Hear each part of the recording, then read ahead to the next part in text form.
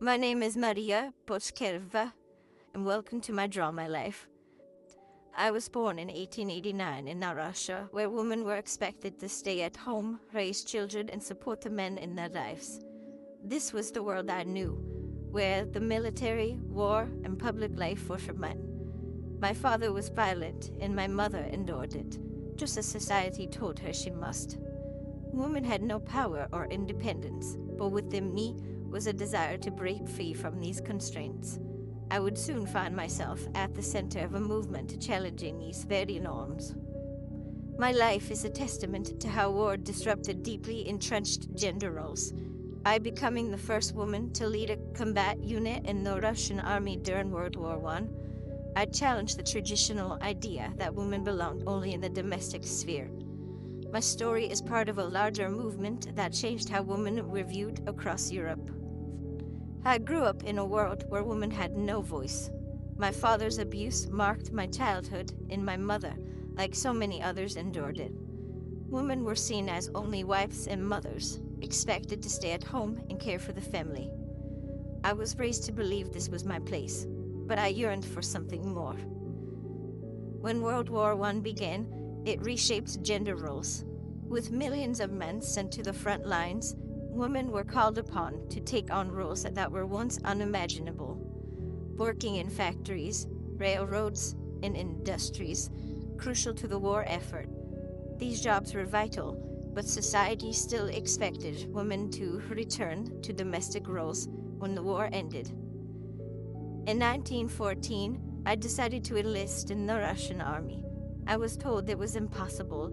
War was for men, but I refused to accept this. I fought for the right to serve, to prove that I could be more than the passive woman society expected. I didn't fit the mold of femininity, but I was determined to show I could fight for my country. By 1916, women had begun to take on roles once thought impossible. They worked in factories, served as nurses, and even fought. These shifts weren't just about filling labor shortages. They challenged the traditional view that women belonged only in the home. The war showed that women were capable of much more than society had allowed them to believe. In 1917, I founded the Women's Battalion of Death, the first all-female combat unit in Russia. This was a direct challenge to the idea that war was a masculine domain. Our battalion wasn't just about military strategy. It was about showing that women could fight with the same bravery and resolve as men. We were fighting for our country, but also for a future where women could have more options and power to shape their own lives. Our presence on the battlefield forced men to question their own gender roles. Some were inspired by our courage, while others felt ashamed of their hesitation. Our bravery challenged the belief that only men could be warriors, and we proved that gender did not define our ability to fight. The First World War was a turning point for women across Europe. The Women's Battalion of Death was one example of how women were rewriting the roles. Our presence on the front lines wasn't just a military victory, it was a gender victory. We showed that bravery and sacrifice weren't defined by gender. This moment in history laid the foundation for future feminist movements and expanded the roles women could play in society.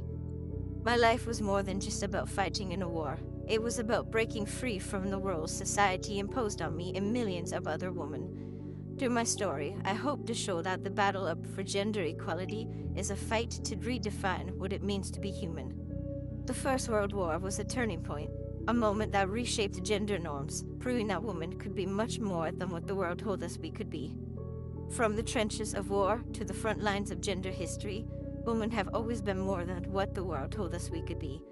Through our courage and defiance, we've paved the way for future generations to write their own stories.